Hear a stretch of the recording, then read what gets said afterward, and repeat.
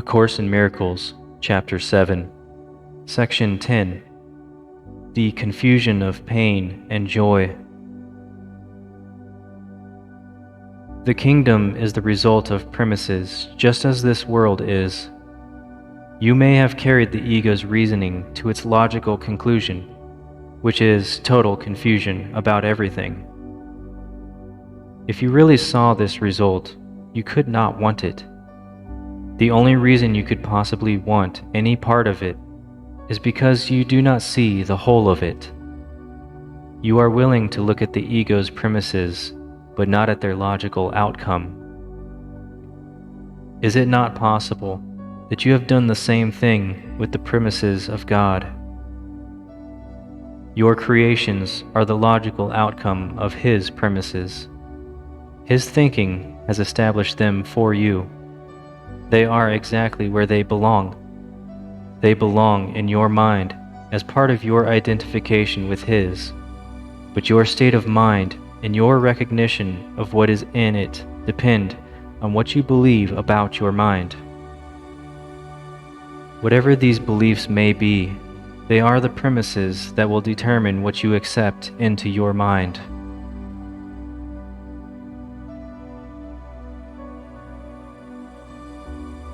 It is surely clear that you can both accept into your mind what is not there and deny what is.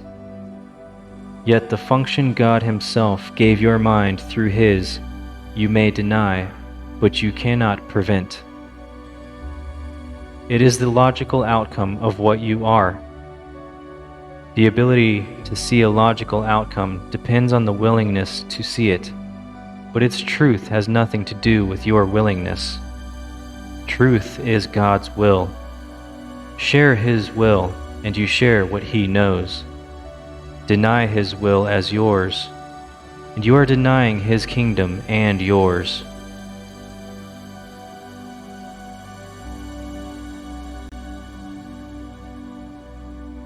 The Holy Spirit will direct you only so as to avoid pain. Surely no one would object to this goal if he recognized it. The problem is not whether what the Holy Spirit says is true, but whether you want to listen to what He says. You no more recognize what is painful than you know what is joyful, and are, in fact, very apt to confuse the two. The Holy Spirit's main function is to teach you to tell them apart. What is joyful to you is painful to the ego, and as long as you are in doubt about what you are, you will be confused about joy and pain. This confusion is the cause of the whole idea of sacrifice.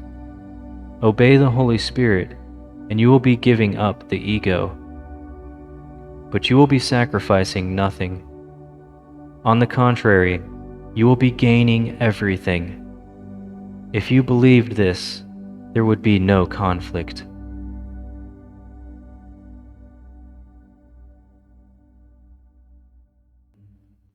That is why you need to demonstrate the obvious to yourself.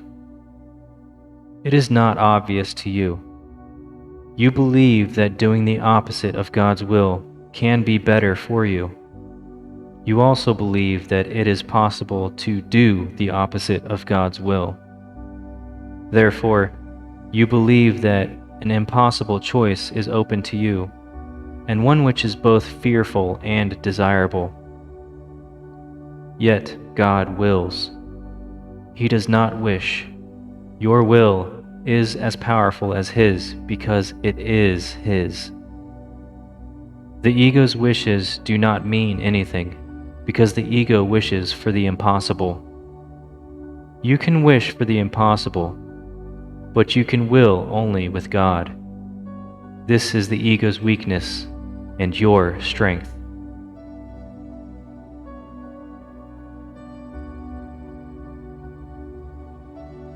The Holy Spirit always sides with you and with your strength.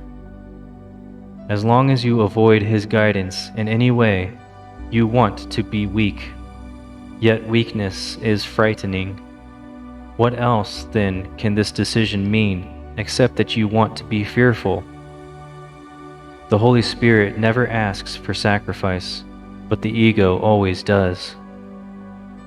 When you are confused about this distinction in motivation, it can only be due to projection. Projection is a confusion in motivation, and given this confusion, trust becomes impossible. No one gladly obeys a guide he does not trust, but this does not mean that the guide is untrustworthy. In this case, it always means that the follower is. However, this, too, is merely a matter of his own belief. Believing that he can betray, he believes that everything can betray him. Yet, this is only because he has elected to follow false guidance. Unable to follow this guidance without fear, he associates fear with guidance and refuses to follow any guidance at all. If the result of this decision is confusion, this is hardly surprising.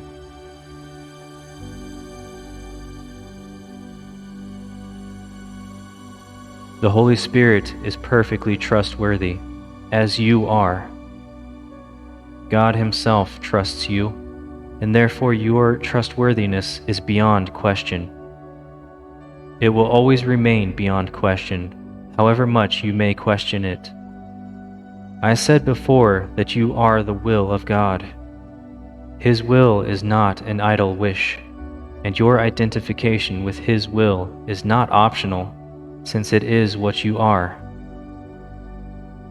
Sharing His will with me is not really open to choice, though it may seem to be. The whole separation lies in this error. The only way out of the error is to decide that you do not have to decide anything. Everything has been given you by God's decision. That is His will, and you cannot undo it.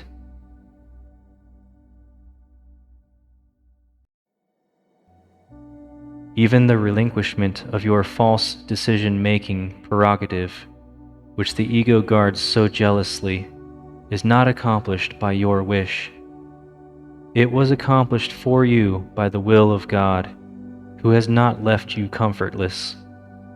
His voice will teach you how to distinguish between pain and joy, and will lead you out of the confusion you have made. There is no confusion in the mind of a Son of God, whose will must be the will of the Father, because the Father's will is His Son.